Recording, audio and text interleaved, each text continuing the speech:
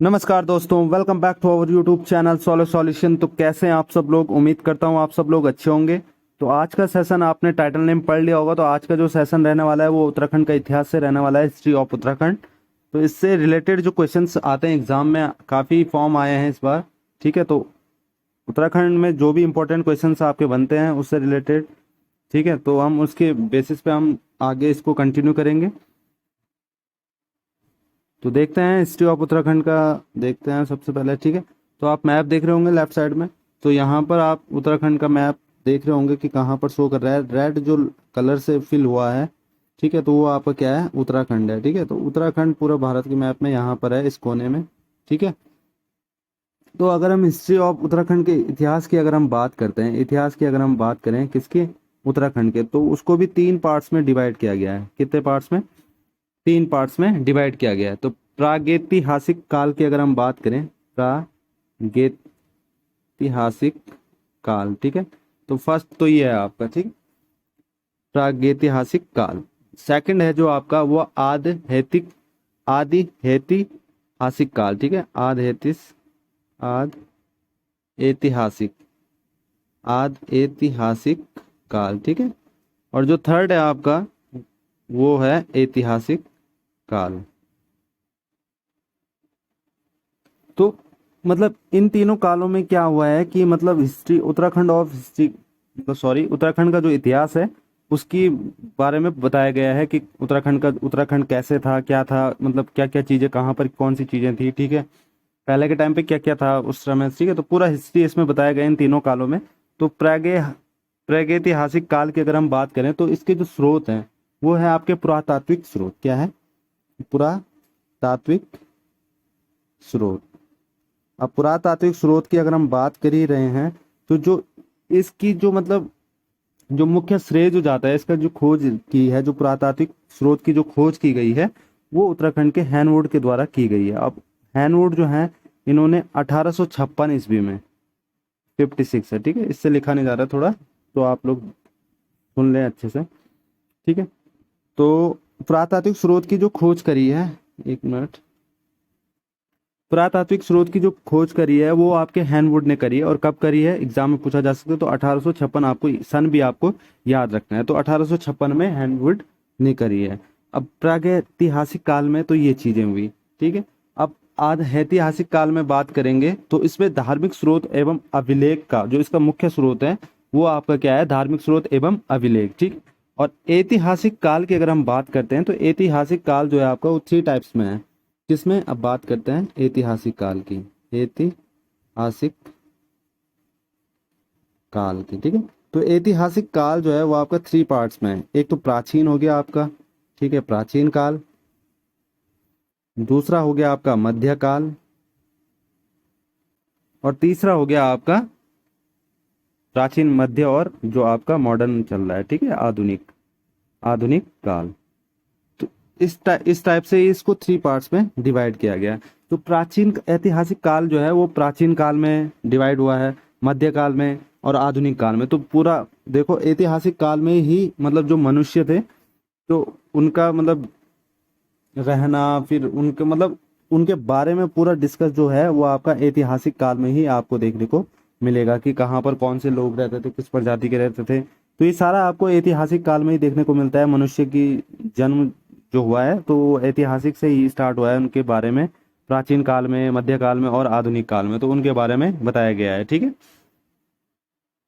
अब बात करेंगे, ये तो इम्पोर्टेंट चीज हो गई। ठीक है, अब बात करते हैं उत्तराखंड की। तो आप नेक्स्ट देखते हैं इसमें कि उत्तराखंड को जो देवभूमि कहा गया है।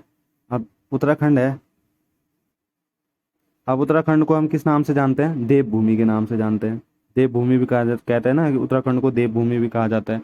तो जो देवभूमि है, या जो देवभूमि है तो वो किसके द्वारा कहा गया है? ठीक है, तो देवभूमि की अगर हम बात करते हैं तो वो आपका, तो देवभूमि की बात जो करते हैं वो आपका ऋग्वेद में कहा गया है। कहाँ पर? ऋग्वेद में। अगर आपको वेद पता है तो ऋग्वेद में ये बात कही गई है कि उत्तराखंड को देवभूमि कहा गया है। या मनीषियों, जो मनीषियों थे, ठीक है, मनीषियों को पूर्ण भूमि या मतलब अलग अलग नाम दिए गए हैं। अगर जैसे हम उपनिषदों पुराण के अनुसार अगर हम बात करें तो पुराण में उपनिषदों में अलग चीज कहा गई, उसको पूर्ण भूमि भी कहा गया है, बहुत सारे नाम है। पूर्ण भूमि, ऋषि भूमि, पवित्र भूमि या पवित्र क्षेत्र, इस तरीके से कहा गया है। ठीक है, तो ये तो अगर मतलब जो इम्पोर्टेंट चीज है, इम्पोर्टेंट तो मैंने आपको बता दिया कि इस तरीके से अगर क्वेश्चन पूछा जाता है कि उत्तराखंड को देवभूमि किसके अनुसार कहा गया है, तो आप बता सकते हैं कि वो ऋग्वेद के अनुसार कहा गया है। किसके अनुसार? ऋग्वेद के अनुसार। ठीक है, तो ऋग्वेद में ही क्या हुआ है, उत्तराखंड को देवभूमि और मनुष्यों की पूर्ण भूमि भी कहा जाता है। ठीक है, तो ये तो क्लियर हो गया। नेक्स्ट देखते हैं, आगे बढ़ते हैं इसमें। अब बात करते हैं कि जो आपका ये उत्तराखंड है, तो उत्तराखंड को ही आपको दो पार्ट्स में डिवाइड किया गया है, गढ़वाल और कुमाऊं में। तो उत्तराखंड है,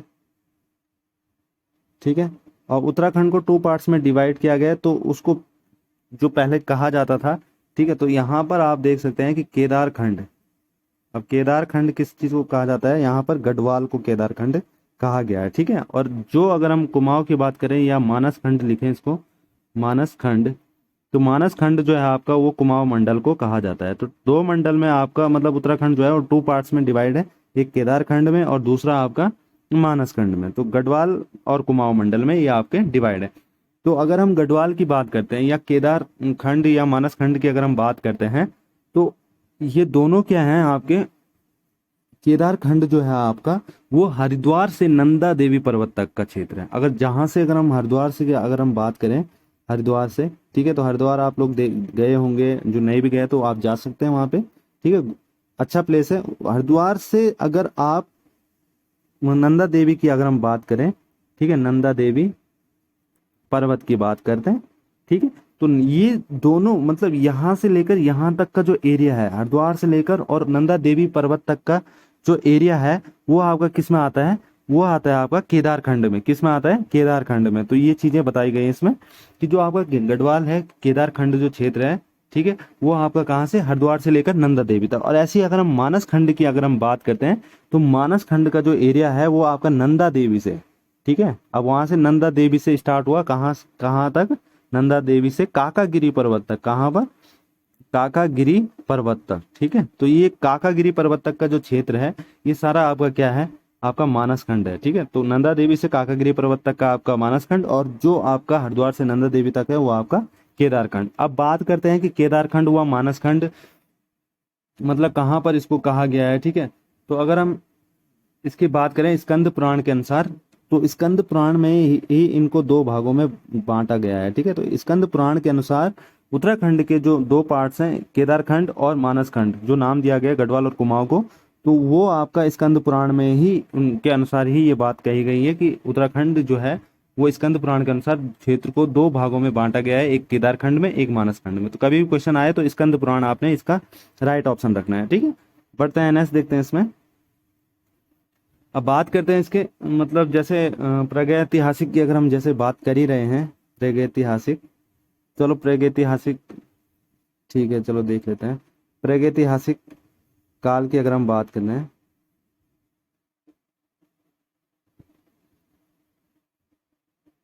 अब प्रागैतिहासिक काल में क्या होता था कि मतलब कुछ ना कुछ वहां पर क्या मिलते थे? पुरातात्विक स्रोत मिलते थे। पुरातात्विक मतलब जो पुरानी चीजें, कहीं पर क्या मतलब किसी पत्थर पे मानव का शिकार करते हुए दिखाए गए हैं, कहीं पर नृत्य करते हुए चित्र, मतलब चित्र आपको क्या है, डायग्राम आपको दिखाया गया है किसी पत्थर पे। तो यही चीजें हैं कि मतलब इसके अकॉर्डिंग ही, इसके थ्रू ही वहां पर रिसर्च की गई है, और मतलब तो फिर उत्तराखंड की खोज करी गई है, मतलब किसके अकॉर्डिंग? पुरातात्विक स्रोत के अकॉर्डिंग। और अभी मैंने बताया कि पुरातात्विक स्रोत जो है उसकी जो खोज का श्रेय जाता है वो हैनवुड को जाता है, और कब जाता है? 1856 में। तो होपफुली आपको ये याद हुआ होगा अच्छे से। ठीक है, तो ये चीज है, तो ये बात तो हो गया। ठीक है, अब देखते हैं इसमें नेक्स्ट क्या है। तो प्रागैतिहासिक काल स्थल के स्रोत की बात कर रहे हैं हम। तो सबसे पहले अगर हम डिस्ट्रिक्ट वाइज कुछ जो इम्पोर्टेंट डिस्ट्रिक्ट हैं या उनमें कुछ पुरातात्विक स्रोत मिले हैं, तो हम बात करते हैं पहले अल्मोड़ा की। तो अल्मोड़ा में अगर हम बात करें तो अल्मोड़ा में आपको लुएथाप मिला था। क्या मिला था? लुएथाप। और लुएथाप क्या होता है कि इसमें आपको मानव का शिकार करते हुए दिखाया गया है। किसका शिकार करते दिखाया गया है? मानव का शिकार करते हुए। ठीक है, तो इसमें लुएथाप जो है कि आपका अल्मोड़ा में पड़ता है।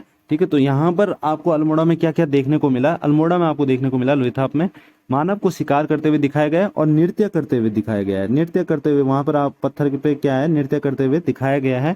तो यही चीज आपको क्या है, लोथाप में है। ठीक है, अब दूसरी बात करते हैं। दूसरा प्लेस है पेटशाला। पेटशाला जो है आपका, वो आपका कहाँ पर है? अल्मोड़ा में ही। पेटशाला की अगर हम बात कर रहे हैं तो वो भी आपका कहाँ पे है? पेटशाला। ठीक है, तो पेटशाला जो है आपका वो भी अल्मोड़ा प्लेस पर है, अल्मोड़ा डिस्ट्रिक्ट में है। ठीक है, तो यहाँ पर क्या होता है, यहाँ पर भी वही चीजें हैं सेम कि जैसे लोथाप में दिखाया गया, तो वहां पर भी, यहाँ पर भी क्या गया, मनुष्य को नृत्य करते हुए ही दिखाया गया है। किसको? मनुष्य को नृत्य करते हुए दिखाया गया है, या उसका चित्र सौंदर्य से मतलब बनाया गया है, दिखाया गया है। तो ये चीजें हैं। अब अगर जैसे हम पेटशाला हो गया, तीसरा आपका फल सीमा हो सकता है। ठीक है, तो इसी तरीके से अल्मोड़ा में बहुत सारी चीजें मिली हैं, जैसे लाखों उडियार हो गया। तो ये सब आपको वहां पर मतलब फल सीमा की अगर हम बात करें तो यहाँ पर योग करते हुए और नृत्य करते हुए दिखाया गया है, योग प्लस नृत्य करते हुए। तो यही चीज आपको याद रखनी है। इसी टाइप के क्वेश्चन आते हैं एग्जाम में कि योग प्लस नृत्य करते हुए कहाँ पर दिखाया गया है, या किस जगह पर दिखाया गया है। तो आपको अगर पता होगा उस प्लेस का नाम या उस डिस्ट्रिक्ट का नाम, तो आप बता सकते हैं कि अल्मोड़ा में फल सीमा में दिखाया गया है। ठीक है, ऐसे लाखों उडियार है। लाखों उडियार सबसे इंपॉर्टेंट है आपका, काफी बार एग्जाम में भी पूछा गया है। तो लाखों उडियार की अगर हम बात करें, या लाखों डियार भी बोल सकते हैं, तो लाखों उडियार भी बोल सकते हैं आप, कंफ्यूज नहीं होना है इसके नाम पे। या तो इसको ये बोलो लाखों डियार या लाखों उडियार। ठीक है, तो ये नाम है इसका। तो अगर लाखों उडियार की अगर हम बात करें तो यहाँ पर जो आपको प्रमाण मिला है, यहाँ पर जो पुरातात्विक स्रोत जो मिला है, वो मिला है कि मानव और पशुओं के चित्र, और सब साथ ही साथ क्या है, पक्षियों के भी रंगीन चित्र देखने को आपको यहाँ पर मिलेंगे। कहाँ पर? लाखों उडियार। और लाखों उडियार कहाँ पे है आपका? अल्मोड़ा में। ठीक है, तो ये चीजें हैं लाखों उडियार में। तो इसी तरीके से और भी डिस्ट्रिक्ट हैं आपके, तो और भी डिस्ट्रिक्ट में क्या चीजें बताई गई हैं कि कहाँ पर कौन सी चीजें स्थित है और कहाँ पर कौन सी चीजें हमको मिली है। तो अगर हम एक और बात करें तो जैसे इसमें हम देख सकते हैं कि कसार देवी का मंदिर। अब कसार देवी का मंदिर जो है काफी फेमस है। तो ये आपका भी अल्मोड़ा में ही है। कसार देवी की अगर हम बात करें, कसार कसार देवी का मंदिर। अब कसार देवी का जो मंदिर है, इसमें आपको क्या है, ये अल्मोड़ा में है। कहाँ पर? कौन से डिस्ट्रिक्ट में? अल्मोड़ा में। अल्मोड़ा में है। तो यहाँ पर 14 नृत्यों के लिए, ठीक है, तो मतलब जो 14 नृत्य क्यों हैं उनके चित्र आपको यहाँ पर देखने मिलेंगे। कितने? 14। तो ये नंबर्स भी आपको याद रखना है। तो कहाँ पर? कसार देवी के जो मंदिर है वहां पर आपको 14 नर्तकियों का चित्र आपको देखने को मिलेगा। और ये कहाँ पर, कौन से डिस्ट्रिक्ट में है? अल्मोड़ा में है। ठीक है, तो आपको ये याद रखना है। तो इसी तरीके पूछा था। इसी तरीके से कुछ और भी हैं, जैसे इंपॉर्टेंट इंपॉर्टेंट चमोली में अगर हम बात करें तो किमिनी गांव आप देख सकते हैं। किमिनी गांव काफी इंपॉर्टेंट है, तो इसको पहले रफ कर लेते हैं हम। ठीक है, एक मिनट। अब किमिनी गांव की अगर हम बात करें, चमोली की हमने बात करी है, तो चमोली में भी कुछ चीजें मिली हैं हमें। जैसे अगर हम किमिनी गांव की बात करते हैं, ठीक है, तो किमिनी गांव जो है वहां पर आपको क्या देखने को मिला? यहाँ पर क्या होता है कि जो मतलब हथियार होते हैं या पशुओं के शैल चित्र जो होते हैं वो आपको यहाँ पर दिखाएंगे। तो पशुओं के शैल चित्र यहाँ पर आपको देखने को मिलेंगे, पशुओं के शैल चित्र। ठीक है, तो ये है आपका किमिनी गांव में। दूसरी अगर हम बात करें तो जैसे गोरख्या गोरख्या गुफा होती है, वो भी चमोली में ही है। गोरख्या गुफा, गोरख्या गुफा। ठीक है, तो गोरख्या गुफा जो है आपका चमोली में ही है। और यहाँ पर आपको ऐसी जानवरों के चित्र देखने को मिलेंगे, मानव के चित्र देखने को मिलेंगे। तो जैसा मानव हुआ, भेड़ हुआ, कुछ जानवर हैं जैसे लोमड़ी हुआ, तो इन सब के चित्र आपको वहाँ पर आपको देखने को मिले हैं। ठीक है, तो कहाँ पर? गोरखा गुफा, जो कि आपका चमोली में। ऐसी मलारी है, तो मलारी का भी है आपका, मलारी भी चमोली में ही पड़ता है आपका। ठीक है, तो मलारी में आपको सबसे इम्पोर्टेंट है ये, यहाँ पर खास बात ये है कि यहाँ पे 5.5 किलो का, मतलब 5.5 क्या ही बोलेंगे, 5.2 kg का सोने का मुकुटा यहाँ पर आपको देखने को मिला है मलारी में। ठीक है, तो जैसे अगर हम बात करें स्वात घाटी, तो स्वात घाटी के जैसे बर्तन होते हैं तो वो भी आपको यहाँ पर देखने को मिलेंगे। तो ये आपका जैसे मानव कंकाल तंत्र की अगर हम बात करें तो लगभग 2000 बीसी पूर्व, ठीक है, 2000 बीसी पूर्व की अगर हम बात करें तो वहां पर क्या देखने को मिला? मानव नरकंकाल लगभग देखने को आपको मिला। कब का? 2000 बीसी पूर्व। ठीक है, तो 5.2 kg का आपको सोने का मुखटा भी देखने को मिला, और साथ ही साथ स्वात घाटी के जैसे मिट्टी के बर्तन भी आपको देखने को मिले। ठीक है, तो स्वात घाटी जो है आपका कहाँ पर पड़ता है? स्वात घाटी जो है आपका, स्वात घाटी की अगर हम बात करें तो ये आपका पाकिस्तान में है। ठीक है, स्वात घाटी का।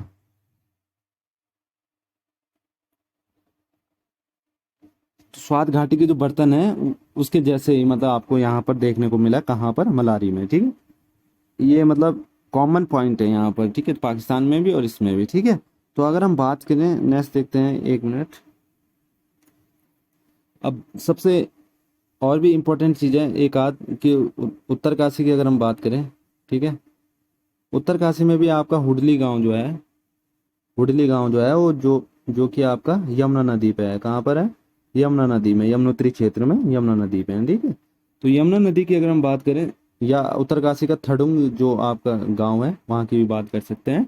ठीक है, तो यहाँ पर अलग चीज देखने को ये मिली कि नीले रंग की मानव आकृतियां देखने को मिलती हैं, नीले रंग की मानव आकृतियां। ठीक है, नीले रंग की मानव आकृतियां आपको देखने को यहाँ पर मिलेगी। कहाँ पर? हुडली में या थुलंग में। ठीक है, थडुंग में। ठीक है, तो ये कहाँ पर है? आपका यमुना नदी में। ठीक है, अब ऐसे ही पिथौरागढ़ में है, तो पिथौरागढ़ में भी आपको देखने को मिल जाता है क्या? बनकोट। जैसे बनकोट की अगर हम बात करें, बनकोट की अगर हम बात करें तो यहाँ पर भी इंपॉर्टेंट चीज है कि जो तांबे की 8 मानव आकृतियां, कितनी? 8 मानव आकृतियां प्राप्त हुई हैं। ठीक है, तांबे की। ठीक है, तो सोच लो उस टाइम पे ना, तो ये चीजें आपको कहाँ पर? पुरातात्विक स्रोत से ही मिलते हैं। अब पुरातात्विक स्रोत से मिले तो तब जाके इसमें रिसर्च हुई, तो तब जाके हमें आज की डेट में इतना पता कि हाँ उस टाइम पे कोई इतना रहता था, मतलब यहाँ पर इतने लोग थे, यहाँ पर ऐसे भी होता था। ठीक है, तो पुरानी बातों का पता चल जाता है। ठीक है, तो ये सब आपका पुरातात्विक स्रोत के ही अकॉर्डिंग पता चलता है। ठीक है, अब बात करते हैं, जैसे हमने अभी बनकोट की बात कर ली जो पिथौरागढ़ में आपका। ठीक है, तो अब हम बात करेंगे जैसे और भी चीज़ें हैं कि केदारखंड गढ़वाल में और भी जो इम्पोर्टेंट चीज़ें और मानस खंड में भी हैं, तो वो हम नेक्स्ट वीडियो में, आने वाला जो नेक्स्ट वीडियो होगा आपके लिए काफ़ी बेहतर वीडियो बनाने की मैं कोशिश करूंगा। ठीक है, तो आप सबसे पहले क्या करें कि मतलब जो वीडियो है अगर आपको अच्छा लगे तो वीडियो को लाइक करें, ज़्यादा से ज़्यादा कमेंट करें और शेयर भी ज़्यादा से ज़्यादा करें, ताकि मेरा जो मनोबल है वो भी बढ़ता रहे। ठीक है, अगर मनोबल बढ़ेगा तो मैं आपके लिए और भी अच्छी सी अच्छी वीडियो लेकर आऊंगा जो कि आपके एग्जाम में, अब देखो एग्जाम जल्दी होंगे आपके, नवंबर तक तो होंगे। ठीक है, अक्टूबर नवंबर, हाँ इस टाइम के लिए तो आपके एग्जाम होंगे जो भी आपने डाल रखे हैं, लैब असिस्टेंट, ये जो भी आपका फॉर्म है। ठीक है, समीक्षा अधिकारी वगैरह जो भी है, तो उसमें ही कहीं ना कहीं आपका उत्तराखंड का सिलेबस इंक्लूड है, तो ये भी आ सकता है आपके। ठीक है, तो स्टार्ट कर रहे हैं हम इसको अभी, इसकी सीरीज स्टार्ट करिए उत्तराखंड की, तो आप देख सकते हैं इस वीडियोस को। ठीक है, तो अगर आपको पसंद आए हैं वीडियो तो वीडियो को लाइक करें, साथ ही साथ चैनल को सब्सक्राइब भी करें और बेल आइकन जरूर प्रेस करें, जिससे कि न्यू वीडियो का नोटिफिकेशन सबसे पहले आपको देखने को मिले। तो मैं मिलते हैं नेक्स्ट वीडियो में। Thank you so much, love you to all.